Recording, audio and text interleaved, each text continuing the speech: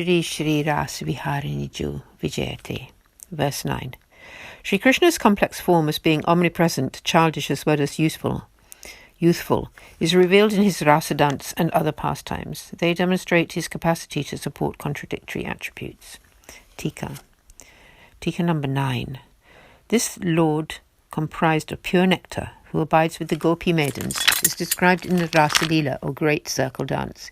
He played the flute, called all the gopis to his side, and then played with them. Then they became proud of this togetherness, all except one fire maiden, who was devoid of any worldly sentiments. Sri Thakurji took that one gopi aside with him, but then she also became proud of this good fortune, and he disappeared from her sight and entered into her heart. Know that if the Lord did not stay in the devotee's heart, then in a single second they would reach the 10th condition, or death. So when this maiden who had transcended all worldly qualities lost sight of the manifest Lord, she immediately fainted and fell to the ground.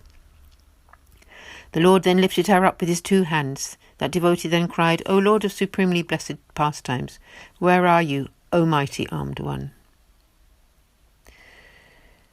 Be merciful to me, your wretched servant, and show yourself close to me.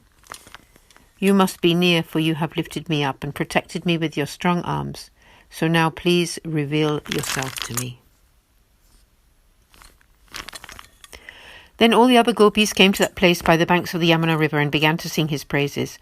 Realizing that they had no means by which to reach him, and thus becoming totally humble, they began to cry, whereupon he came out of their hearts and appeared visibly before them. From this account, know that the Lord is always with these gopis, but at the same time, in his quality of opulence, is present everywhere. In this way, let it be known for certain to all Vaishnavas that the Lord is the abode of all contradictory qualities. Verse 10. A wise person would recognize this to be the essence of this path of grace, for in the first shloka of the Gita Govind, Sri Nandaraji's words substantiate Sri Krishna's youthful form and his playful pastimes with Sri Swaminiji. Tika number 10. One may ask, why does the Lord always abide with these gopis? Know that the gopis are firmly situated in the grace-filled path. When your qualities emulate theirs, know that you are on this path of grace. This way is difficult to attain, so constantly ponder upon their devotional attitude. When the gopis grace your heart with these sentiments, due to your servitude and humility, only then may you experience the Lord. So make the resolve to always contemplate their divine sentiments. In Sri Acharyaji's path of grace, service to the Lord is made uniquely in their mode. So follow this way exclusively. Surrender to the lotus feet and learn these ways of inner worship from Sri Acharyaji and Sri Gosaiji, father and son. In his Gita Govind work, Sri Jayadevji has described many pastimes, including that of annoyance in love, or man.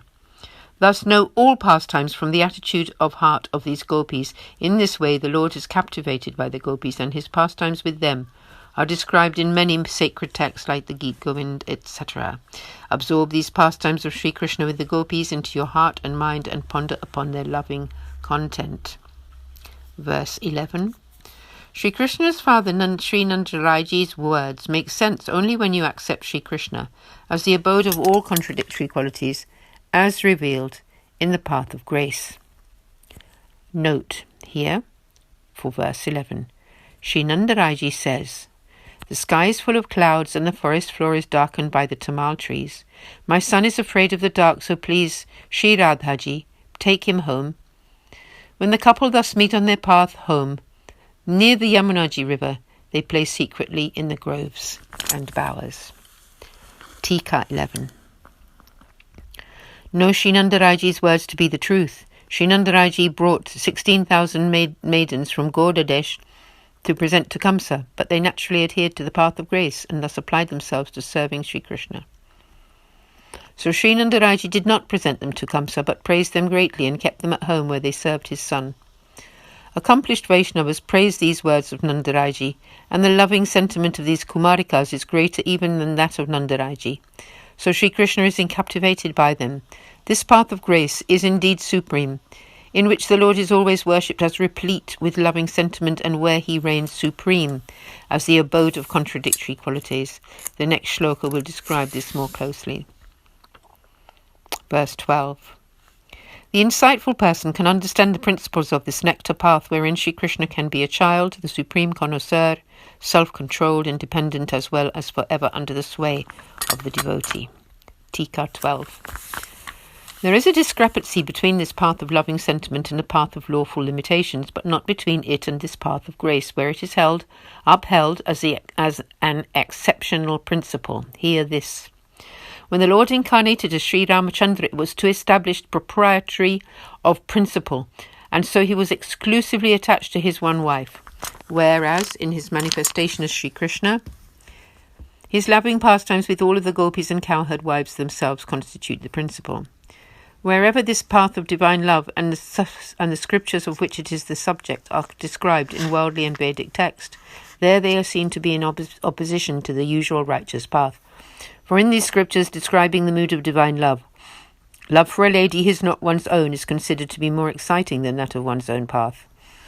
The path of lawful limitation of love for a lady who is not one's own is considered to be more exciting than that of one's own.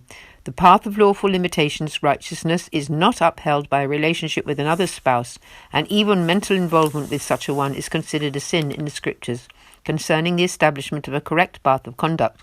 However, in the path of grace it is Sri Krishna who presides and who establishes the way of righteous conduct. He sports with all the Vraja gopis according to the scriptures concerning the way of love, and this is what distinguishes this path. In the path of grace, Sri Krishna as a child who swings in a cradle and simultaneously the crown jewel of connoisseurs, Rasika Shiromani, an 11-year-old boy and a 16-year-old youth. He is independently powerful. One may spend thousands of years making penance to reach him. Lord Brahma and Lord Shiva strive for thousands of years and are occasionally blessed with his sight. The Vedas describe him as not this, not that, for they cannot find his essence. He is controlled by no one, and yet always remains under the sway of these Vraja gopis.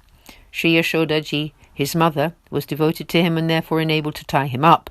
He depends on these devotees and does what they tell him to do, and knows no other way. This is what it means to describe him as Viruddha Dharma Ashray, the abode of all contradictions. So we'll pause here from our reading today until tomorrow, where we will commence with letter 4 and verse 13. Aaj ke Anand ki jai ho. Shri Vallabhadesh ki jai.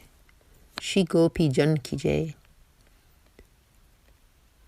Sab Vaishnavan ko sadar sa prem sa nambra. Jai Shri Krishna. Jai Jai Shri Radhe.